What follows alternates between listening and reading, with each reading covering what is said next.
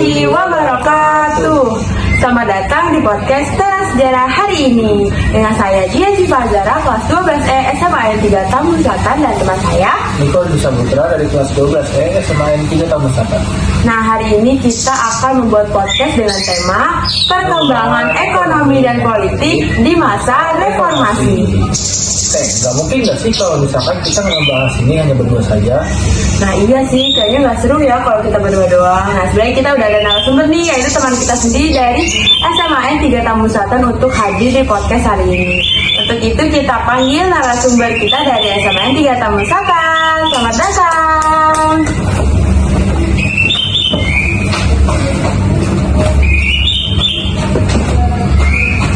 Baik, sebelumnya kami ucapkan terima kasih banyak sudah datang di podcast Teras Sejarah hari ini. Gimana nih perjalanannya sampai sini?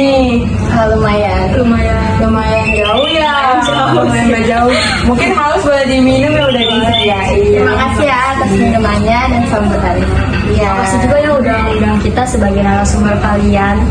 Iya, sama-sama. Dan kita nih di sini akan membahas perkembangan ekonomi dan politik di masa reformasi. Tapi sebelum membahas materi ini, pasti kalian kepo nih nama-nama dari narasumber kita. Mungkin boleh perkenalan diri dulu. Saya Jessica Sekar dari kelas 12E SMA N 3 Tambun Selatan. Saya Sucaya Lestari kelas 12E dari SMA N 3 Tambun Selatan.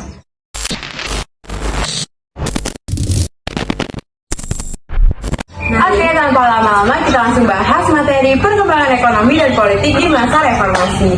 Jadi masa reformasi itu kan dimulai pada tahun 1998 saat Soeharto turun dari jabatannya. Lalu siapa sih yang menjadi presiden selanjutnya setelah Bapak Soeharto ini turun dari jabatannya? Jadi digantikan oleh B.J. Habibie yang sebelumnya pernah menjadi wakil presiden. Waktu itu keadaan Indonesia lagi berat banget, krisis ekonomi, demo besar-besaran, dan rakyat menuntut perubahan. Terus Pak Habibie melakukan apa saja untuk mengatasi keadaan itu? Habibie fokus di dua hal utama, politik dan ekonomi. Secara politik, dia ngasih kebebasan pers dan menyiapkan pemilu demokratis dan mengatur otonomi daerah. Secara ekonomi, dia stabilin rupiah dan menutup bank bermasalah dan bekerja sama dengan IMF untuk merubah ekonomi di Indonesia. Wah, ternyata B.J. Habibie ini sangat keren untuk mengawali masa reformasi dengan memimpin Indonesia secara lebih baik lagi ya. Lalu setelah B.J. Habibie, siapa lagi sih yang naik sebagai presiden selanjutnya? Presiden selanjutnya itu ada Abdurrahman Wahid atau yang biasa kita kenal dengan sebutan Gus Dur. Oh, Bapak Gus Dur ya? Ya.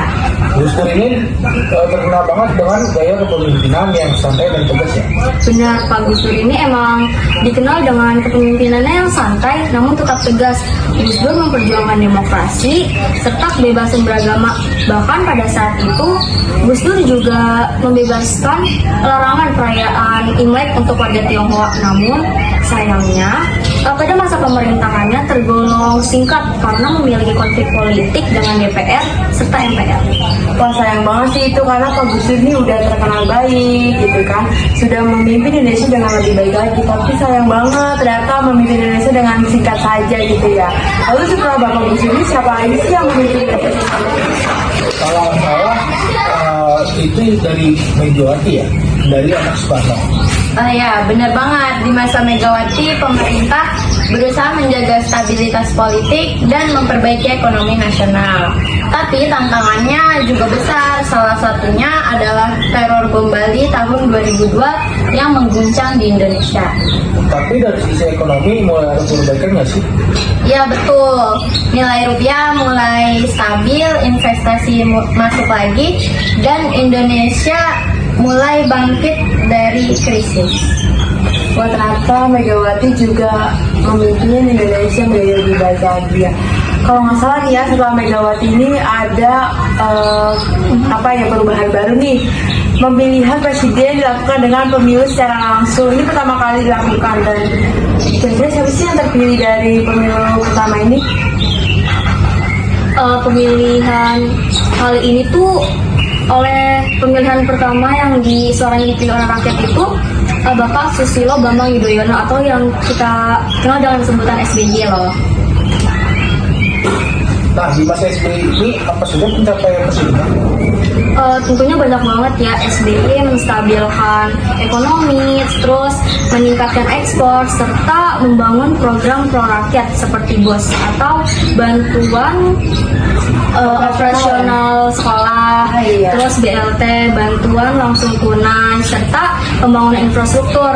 SBY juga aktif di diplomasi luar negeri sehingga Indonesia bisa lebih dikenal di dunia luar gitu. Wah, ternyata Bapak SBY ini keren juga ya, nggak kalah keren dengan presiden yang lain karena juga membawakan Indonesia ke luar negeri agar lebih dikenal lagi. Lalu kita langsung bahas nih di era modern ini yang sebelumnya ini telah menjabat sebanyak 2 periode, yaitu Bapak Joko Widodo atau yang kita kenal sebagai Bapak Jokowi. Bapak Jokowi terkenal sebagai pemimpin yang sederhana dan juga dekat dengan rakyat-rakyatnya.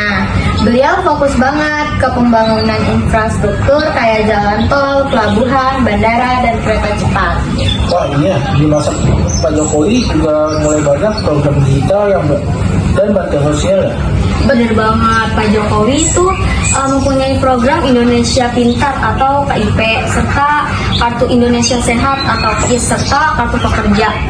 Selain itu, Pak Jokowi juga mendorong perekonomian lewat digital serta UMKM agar ekonomi Indonesia tuh bisa setara gitu dengan di era modern ini dan dengan negara-negara lain.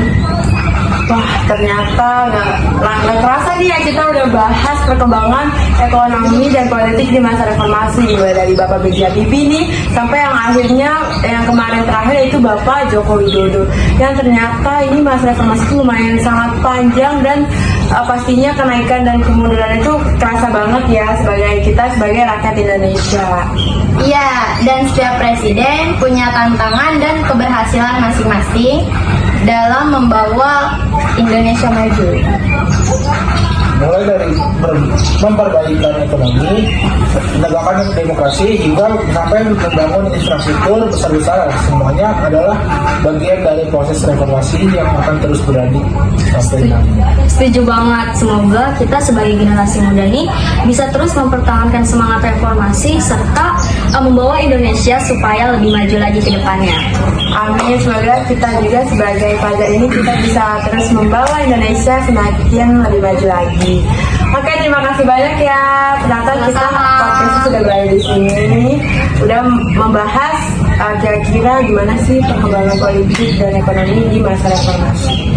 Terima kasih juga bagi yang sudah menonton podcast Teras Sejarah hari ini bersama rekan kami dari SMN 3 Tamu Selatan. Sampai jumpa di podcast Teras Sejarah selanjutnya. Dadah, assalamualaikum warahmatullahi wabarakatuh. Sadarkah aku yang berjalan dalam kehampaan, terdiam, terpana, terbata, semua dalam keraguan aku dan semua yang terluka karena kita.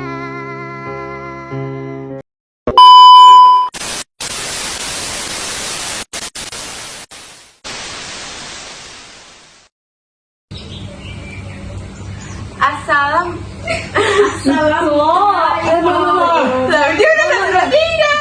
Ayo.